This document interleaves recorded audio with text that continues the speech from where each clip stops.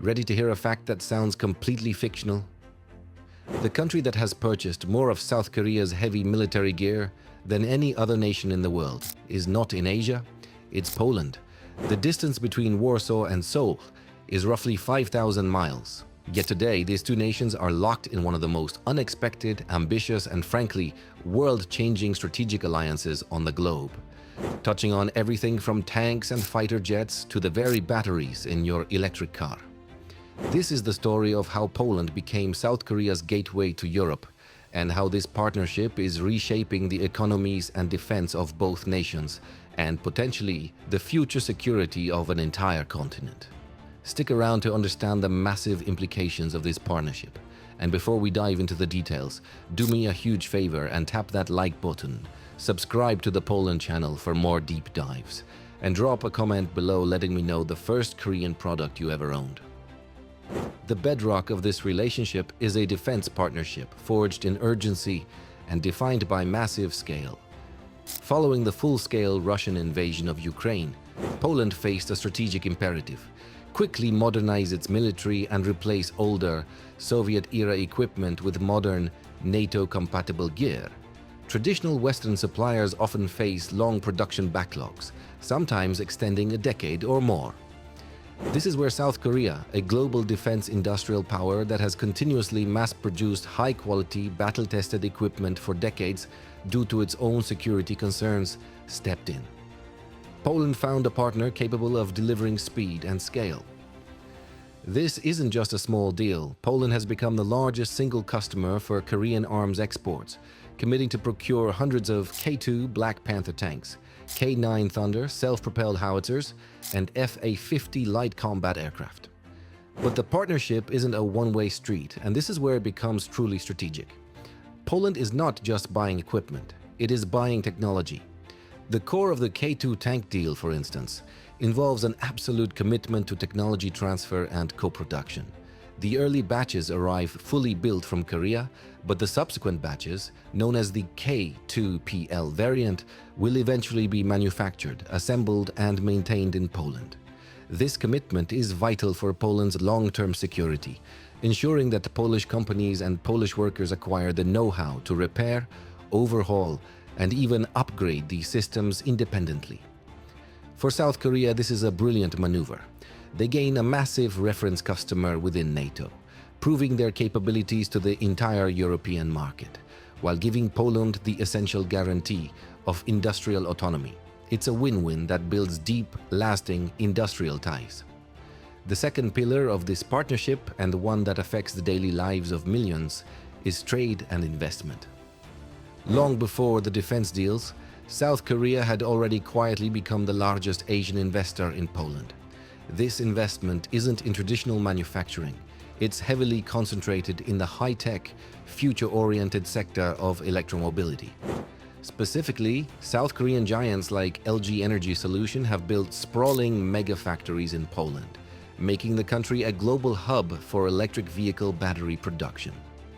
If you drive an electric car in Europe, there's a very high chance its battery core came from a factory operated by a Korean company right in the heart of Poland.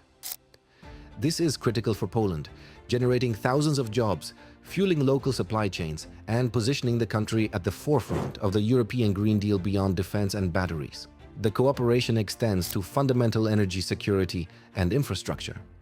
Poland is in the midst of a critical transition away from coal, and nuclear power is a key part of that future. South Korea's nuclear energy industry, led by companies like KHNP, is a major player here, having successfully bid for projects like the planned second nuclear power plant at Potnov. Korean technology and experience could be essential in helping Poland diversify its power grid and achieve long-term energy independence.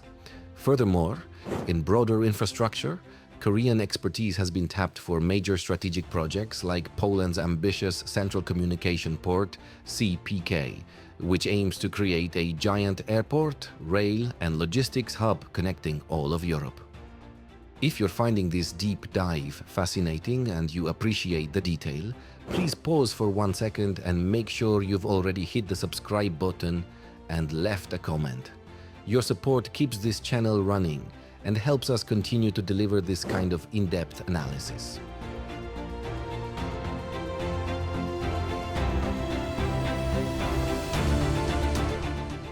What makes this relationship particularly resilient is the growing cultural connection. South Korea's Hallyu, or Korean wave, has swept Poland just as it has the rest of the world. K-pop, K-dramas, and K-beauty are hugely popular, leading to a massive interest in the Korean language and culture. This cultural familiarity subtly lowers the barrier for business and political cooperation. When the public and younger generations view a partner country positively, whether it's through enjoying the latest Korean blockbuster or listening to a hit song, it creates a warmer, more receptive environment for foreign investment and complex defense agreements. This soft power element ensures that the partnership isn't just a cold transactional deal between governments, but one that enjoys public support on both sides. So, why does any of this matter to you, the average viewer? The Poland-South Korea partnership is a textbook example of how geopolitics directly affects your life. The massive defense deals mean Poland is safer, strengthening the eastern flank of NATO, which contributes to stability across Europe. The battery factories translate into cheaper electric cars and new, stable, high-tech jobs in Poland. And the energy cooperation means a more stable, cleaner energy supply for Central Europe. This isn't just two distant countries shaking hands. It's a dynamic alliance that serves as a blueprint for rapid strategic modernization, a model for non-traditional alliances in a rapidly changing world. It shows that in the 21st century, the most important partnerships can span continents and bridge vast cultural gaps through shared strategic interests. The massive alliance between Poland and South Korea has quickly evolved from an obscure bilateral relation into one of the most important geopolitical and economic stories of the decade. From the K2 tanks rolling out of Korean factories and destined for Polish soil, to the LG-made batteries powering the European EV market. This is a strategic partnership that has very real, tangible effects on security, trade, and technology.